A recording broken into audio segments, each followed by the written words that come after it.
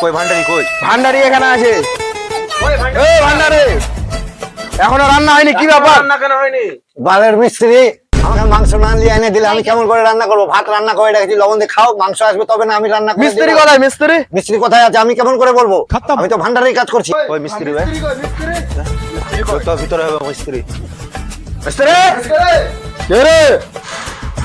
কি বলছিস? সন্ধ্যা হয়ে গেল, কাজ থেকে আসা 2 ঘন্টা হয়ে গেল, এখন আপনি রান্না হয়নি কেন বে? কে বললো রে?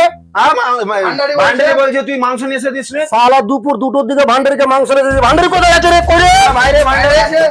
এ বাবা ভান্ডারি গেল, বাড়ি কাটাতে হবে। কোথায় ভান্ডারি? কোথায় ভান্ডারি রে? ভান্ডারি ওই যে বসে আছে।